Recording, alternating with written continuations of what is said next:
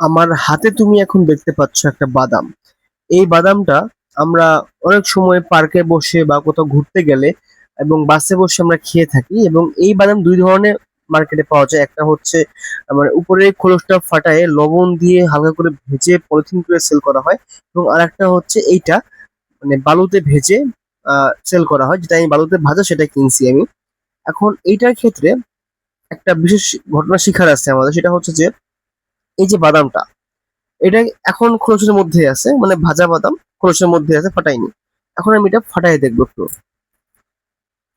এই ফাটাই দেখার পর আমি যা দেখতে পাচ্ছি, এই যে ভিতর থেকে বেরিয়েছে এটা, এটা কিন্তু এখন টেসা হয়ে গেছে। অর্থাৎ এটা এখন এমন ধরনের হয়ে গেছে যে খেতে মনে হচ্ছে যে দীর্ঘক্ষণ ধরে বাইরে পড়েছিল, এবং টেসা মানে খাওয়া যাচ্ছে না, পোতায় গেছে, মানে চিপসায় গেছে। আমার কথা হচ্ছে যে এটা হওয়ার কারণটা কি? এটা তো খোলসের মধ্যেই ছিল। কারণটা হচ্ছে কি, এটার যে এনভায়রনমেন্ট সেটা হচ্ছে এটা একটু এয়ার টাইট বা বাতাস ছাড়া জায়গায়, যেখানে আর্দ্রতা কম, সেখানে রাখলে এটা এক সপ্তাহ পরও খাওয়া যায়। কিন্তু আমি করছি কি, এটাই না, আমি এখানে ফেলে চলে গেছিলাম। এখন এসে আমি দেখি যে টেসা হয়ে গেছে।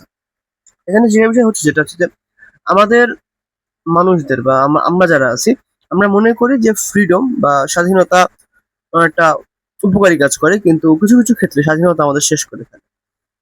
অ্যান্ড এটা মোটেও বাদামের জন্য ছিল না, এই ঘটনাটা বাদামের জন্য ছিল না, যার জন্য ছিল সে বুঝতে পারছে।